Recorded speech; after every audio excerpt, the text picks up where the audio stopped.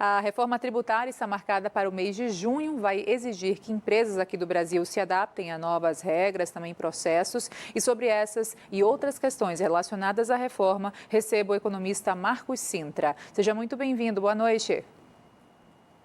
Boa noite, Lene. Prazer estar com você e os telespectadores. Prazer é nosso recebê-lo. Marcos, em termos de ganho de eficiência, qual é a sua análise a respeito, principalmente a começar pelo IVA dual e demais manobras dentro do texto da reforma tributária que visa ter esse ganho e também minimizar as perdas, enfim, otimizar, né, nas palavras de quem defende principalmente os pontos que a reforma traz? A reforma tributária, ela é evidente que está cheia de boas intenções, os objetivos são claros, buscam a simplificação do sistema, de alguma maneira distribuir melhor a carga tributária. Agora, a grande dúvida é se esses objetivos estão realmente sendo atingidos ou não. Eu acredito que esta reforma foi aprovada de uma maneira muito assodada, não houve um debate nem simulações efetuadas com a devida antecedência, de modo que eu caracterizo como iniciando agora um período de experimentação tributária muito intensa. Eu acho que o Brasil está virando um verdadeiro laboratório de questões tributárias, com inovações, às vezes até não vistas em nenhum outro país, mas ao mesmo tempo também cheias de dificuldades e desafios que precisam ser enfrentados, não só pelo governo, no sentido de criar a infraestrutura para fazer o sistema funcionar, mas principalmente por parte dos próprios contribuintes, que estão se defrontando agora com um sistema que está muito longe de ser simples, de ser aquilo que se buscava quando se discutiu a reforma tributária no ano passado. Agora sim, a gente tem esse período de transição, temos também esse mês de junho que vai marcar de fato as mudanças que devem estar ajustadas até lá. Queria te ouvir, de acordo com cada regime, o Simples Nacional, ou enfim, outros também que irão mudar com esse texto proposto, qual é esse tempo a ser acompanhado em termos das mudanças que precisam ser feitas para não cair em uma oneração duplicada, enfim, há problemas, né, dentro aí do leão? O grande problema dessa reforma tributária, primeiro, é que ela funcione adequadamente, do ponto de vista das suas exigências, do ponto de vista das chamadas obrigações acessórias. E isso está causando muita incerteza junto aos empresários, né? Não há clareza ainda com relação a sequer alguns itens muito simples numa reforma tributária, que é a emissão de notas fiscais, como reportar todos os dados contábeis à Receita Federal. Tudo isso está sendo bastante complexo e está criando muita insegurança junto ao eleitorado. Agora, nós vamos ter esse ano, nós já estamos tendo um período de teste, né? Teoricamente, já temos uma alíquota muito pequena de um imposto que deverá estar sendo contabilizado, ainda que não recolhido, mas esse teste está bastante atrasado. Por exemplo, até hoje não temos ainda o regulamento do IBS. É um imposto, como eu disse, já estamos quase no meio do ano. Esse ano era para ser um ano de experimentação e ainda não temos sequer o regulamento. A partir do segundo semestre agora do ano, o regulamento deve ser anunciado, alguns dos itens já foram, inclusive, divulgados, mas eu temo que a complexidade vai ser muito grande. Eu cito um exemplo, Lene, para você entender a minha preocupação. O Código Tributário Nacional, que regulamenta toda a legislação tributária brasileira, tem 211 artigos e aproximadamente 45 mil palavras. Agora, veja, só apenas a legislação do IBS já tem 750 artigos e mais de 200 mil palavras. Então, veja, o desafio para o empresário, para o contador e principalmente para o pequeno e microempresário, como você mencionou, aquele que está no simples hoje, vai ser muito intenso. Como é que ele vai enfrentar esses desafios é a grande incógnita. O Brasil, é evidente, não deve criar dificuldades ou incertezas para a sua população. Nós precisamos crescer, nós precisamos desenvolver, gerar emprego, e esta incerteza, essa insegurança ainda não vai colaborar para que atinjamos os bons objetivos. Eu lamento muito que a reforma tributária tenha sido feita assim de maneira tão radical, né? Literalmente se pegou tudo que nós tínhamos, que sem dúvida alguma precisava de bastante alteração, de bastante melhoria, mas se jogou tudo no lixo, se introduzindo um sistema novo, desconhecido e no qual nós não temos ainda uma experiência acumulada. De modo que eu acho que a partir agora de julho, principalmente as micro e pequenas empresas, aquelas que estão no simples, devem se familiarizar, devem se estudar bastante a reforma tributária, consultar os seus contadores, os seus assessores, para conhecer a legislação. Porque no ano que vem, de 2017, já vamos ter uma parte da reforma tributária em pleno andamento, que é a CBS, que vai substituir o PIS e o COFINS, e a COFINS. Portanto, é um desafio muito grande e isso vai exigir muita dedicação e, sobretudo, muita atenção do meio do setor produtivo brasileiro. Agora, Marcos, de forma a ter uma visão estrutural, na sua opinião, o ideal seria ter uma reforma de consumo e de renda de forma simultânea? Porque a gente fala, inclusive, do próprio imposto de renda, que agora a gente tem até dia 29 de março para entregar. Imposto de renda à pessoa física, que teve algumas mudanças também que o governo trouxe, a isenção para quem ganha até 5 mil, de forma progressiva para quem ganha até 7, além das grandes riquezas. Queria ouvi-lo. Seria uma solução pensada essa simultaneidade de criação da renda e também do consumo ou não necessariamente? Lene, o sistema tributário é um conjunto de vasos comunicantes, não é? Ele afeta o setor produtivo, ele afeta o caixa das empresas, a rentabilidade das empresas, e ele tem que ser analisado em conjunto. E este está exatamente sendo um dos grandes equívocos das alterações tributárias que estão sendo feitas pelo governo. Tivemos uma grande reforma com o IBS e CBS, que eliminou ou vai eliminar o ICMS, a PIS, o COFINS e o IPI, mas, por outro lado, existem alterações que estão ocorrendo diuturnamente. Nos últimos 3 anos e meio, esse governo fez 27 alterações na legislação tributária, ampliando a carga tributária, e nem sempre de maneira compatível uns impostos com os outros. Você menciona o imposto de renda. O imposto de renda foi transformado no ano passado num sistema absolutamente incompreensível.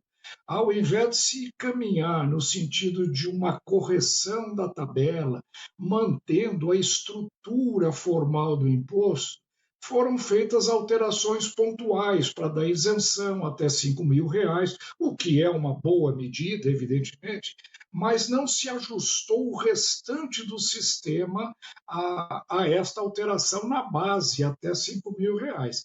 Eu acredito que o sistema tributário brasileiro ele está hoje numa completa confusão, não só por causa da tributação do consumo, mas por causa das alterações muito profundas que foram feitas pontualmente na legislação do imposto de renda. Nós temos agora uma tributação mínima do imposto de renda, tributação de dividendos, o lucro das empresas, as empresas que estão no lucro presumido também tiveram alterações muito profundas, o mercado financeiro, enfim. As alterações estão sendo feitas de maneira muito atabalhoada, sem uma visão clara, uma visão coordenada, uma visão compatível de todo o sistema. E eu acredito que a sociedade brasileira e a economia, sobretudo, vai ter tempos muito bicudos pela frente, no sentido de entender e se ajustar a essa nova realidade que está sendo bastante confusa, até mesmo para especialistas. Basta dizer que nós temos hoje um tributo que era para simplificar e que simplesmente multiplicou por 6 o número de palavras relativamente ao sistema tributário atual. Eu acredito que nós vamos ter bastante dificuldade. Isso é um desafio grande e nós precisamos realmente ficar muito a não só entender como nos prepararmos, Lene, até para uma eventual reforma da reforma. Já há muitos especialistas, e principalmente agora nesse ano eleitoral, que já falam em alterações na sistemática tributária que não estão sendo o que se esperava.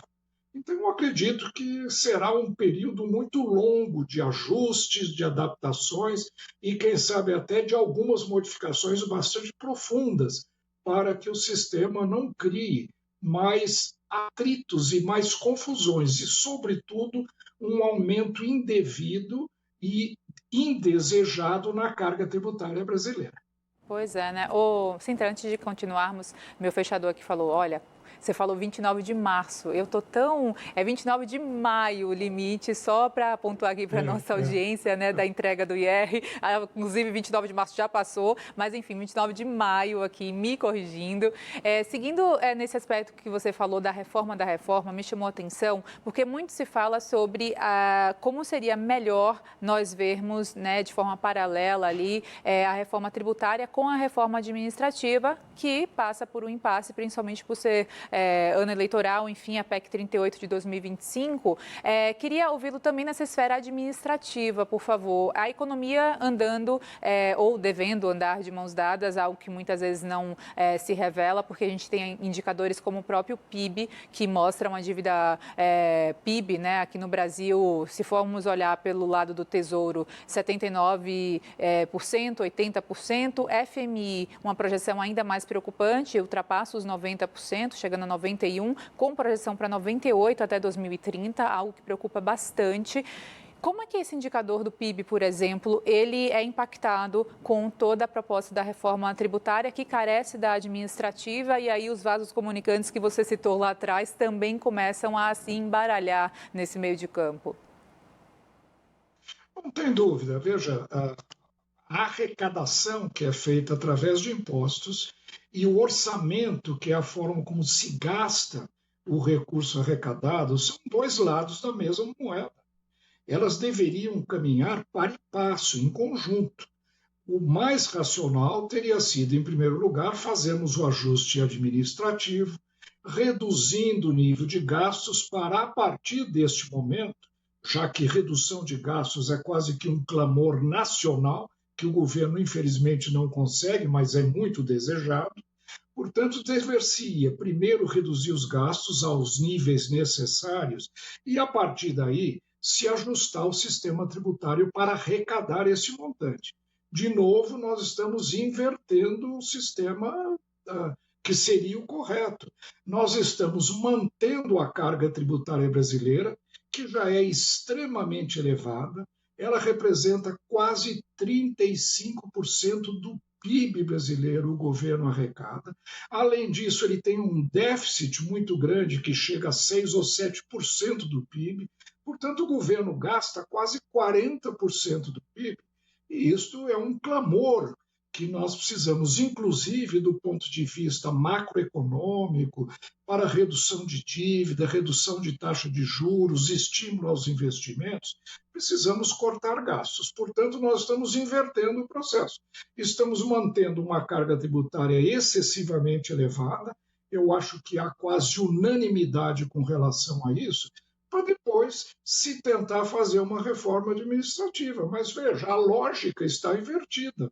Se os recursos estão entrando no governo nesse nível mais elevado, o estímulo para cortar gastos vai ser reduzido, quando nós devíamos fazer o inverso.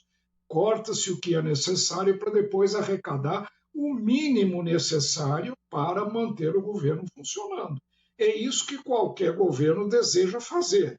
deixar mais recursos na mão do contribuinte, do produtor, do consumidor, ao invés de canalizar quase 40% do PIB, como acontece hoje no Brasil, para os cofres públicos. E nós sabemos que o governo não é, digamos, um bom gestor de projetos, infelizmente, tanto de gastos de custeio, quanto principalmente de investimentos que desapareceram. Então, eu acredito que nós vamos enfrentar, sim, essas dificuldades, mas a reforma administrativa, sem dúvida alguma, ela deveria ter antecedido a tributária. Isso não foi feito, mais uma razão pela qual nós vamos precisar, sim, pensar numa reforma da reforma. Nós estamos passando agora por um período eleitoral. Acredito que esse tema vai vir à baila na discussão dos candidatos ao cargo de presidente da República. Acredito que muitos partidos estão, inclusive, estudando como compatibilizar a reforma tributária a um incremento na taxa de crescimento brasileiro, e tudo isso vai passar, sim, por alguma revisão ao largo dessa, eu diria, quase desse laboratório tributário que o Brasil foi transformado. E, infelizmente, nós, contribuintes, seremos as cobaias desses experimentos. Pois é, né? Agora, na sua opinião, isso pode estar justificando uma saída fiscal e uma busca de residência fiscal em outro país, quando falamos desses termos do Brasil, Marcos? Porque muito se fala sobre a entrega de CPFs, né? A devolução desses CPFs, porque já não há não só segurança jurídica, mas talvez uma atratividade tão forte desse âmbito fiscal no Brasil, a ponto de reter, de manter esses CPFs, essas pessoas acreditando nesse sistema. Existe algum tipo de avaliação, na sua opinião, que possa justificar essa saída fiscal? Não tem dúvida alguma. Isso está acontecendo. As pessoas estão buscando residência fiscal em outros países, que na América Latina, por exemplo, estão em grande número indo para o Paraguai, alguns indo para o Uruguai, que também tem sido um outro polo de atração para capitais brasileiros, sem falar, evidentemente, aquelas grandes fortunas que vão em direção à Europa ou aos Estados Unidos. E isso é muito triste para um país, né, que não é capaz de segurar os seus recursos e exporta não só capitais, mas principalmente capital humano. O Brasil é um dos maiores exportadores hoje de cérebros do mundo. Nós treinamos profissionais que, infelizmente, não encontram no Brasil um clima adequado para investir, para produzir, e acabam migrando para outros países. Qualquer país no mundo hoje tem nas suas universidades, nos seus laboratórios, nos seus hospitais, um grande número de profissionais brasileiros muito bem treinados, capacitados, investindo no exterior, ao invés de permanecer no Brasil. Isso é o resultado, sim, de um sistema tributário complexo, de uma carga tributária alta, de um ambiente econômico de absoluta incerteza. Nós estamos vivendo agora, neste momento, essa insegurança toda no que diz respeito à evidenciação de todo esse nível de corrupção, de mudança de rumos de nosso país, de modo que eu vejo, sim, como um resultado quase que inevitável essa migração de capital financeiro e também de capital humano, de capital empresarial para outros países, coisa que nós deveríamos estar retendo através de um Estado eficiente, através de uma reforma administrativa claramente economizadora de recursos, aumento de produtividade e, consequentemente, um padrão melhor para a nossa sociedade, melhorando o consumo, mas também o nível de renda. O capítulo tributário é apenas uma pequena parte, mas bastante importante, mas ela é pequena frente às outras dificuldades que o Brasil está enfrentando.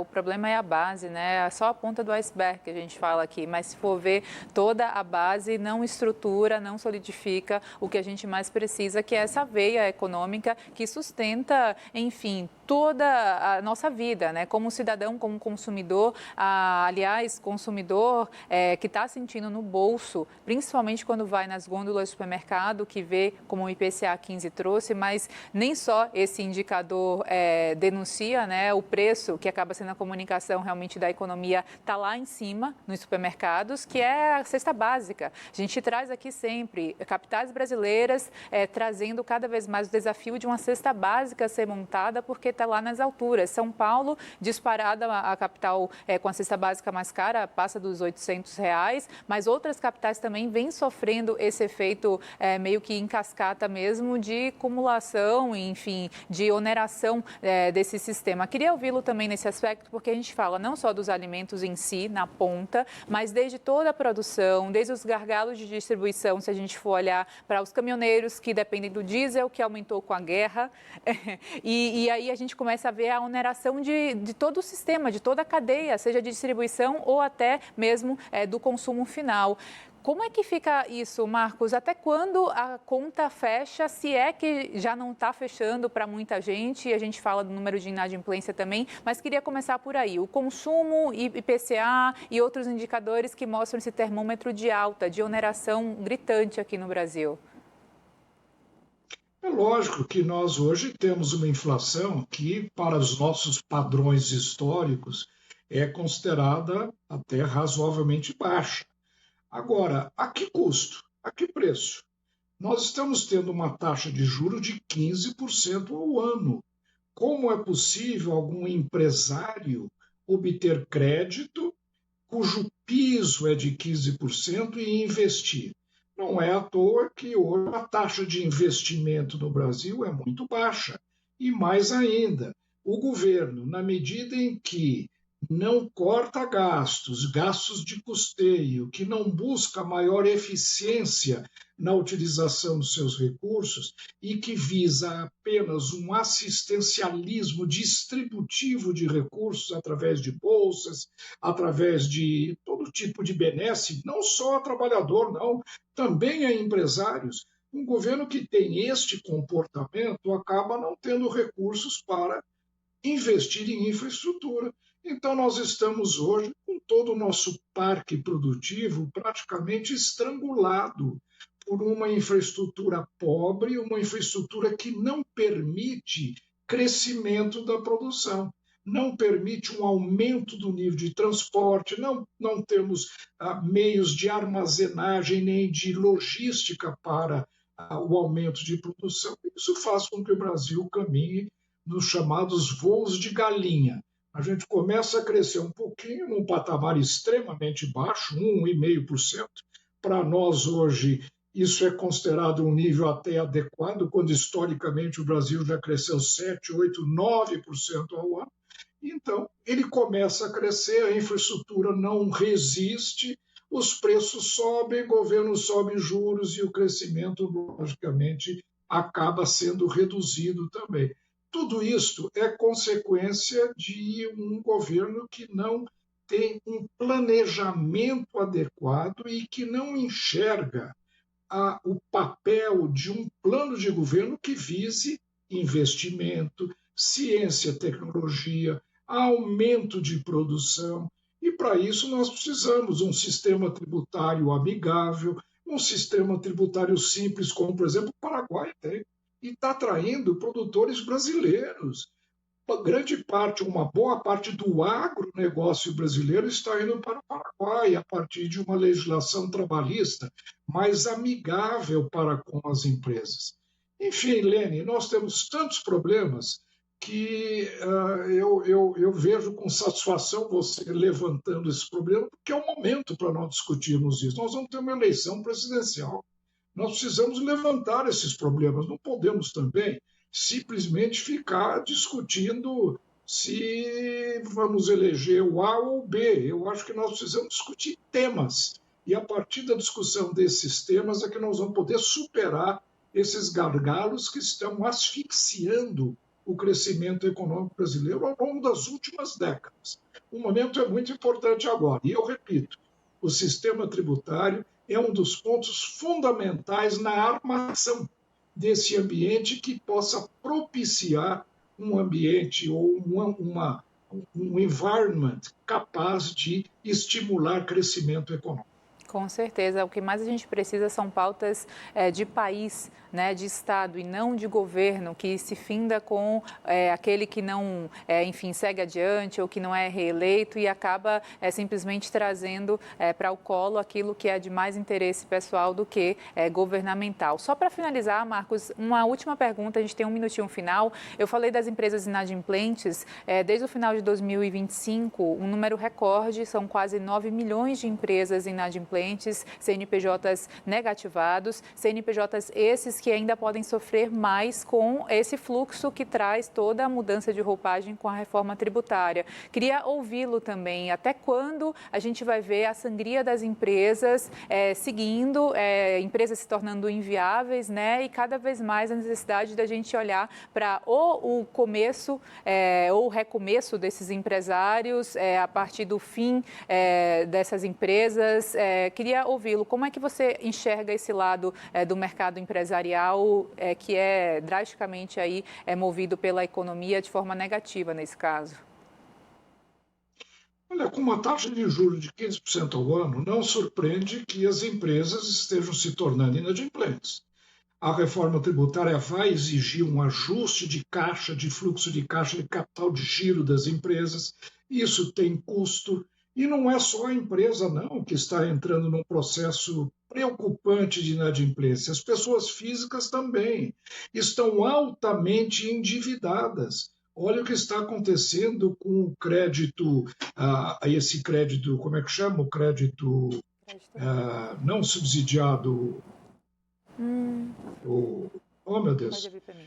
esse crédito Estou tentando que lembrar junto com a você. empresa que a empresa que a empresa já desconta, né, diretamente no olerite do trabalhador. Então, veja, existe uma política que estimula o endividamento no Brasil, ao invés de se fazer uma política que estimule a poupança. O governo é o principal exemplo disso. Então, esse nível de inadimplência ele está sendo estimulado por esta visão consumista do governo, que apenas aumenta crédito para consumo. É lógico que existe também crédito subsidiado para algumas empresas, o BNDES faz esse papel, mas nós estamos muito carentes, sim, de um encontro de contras.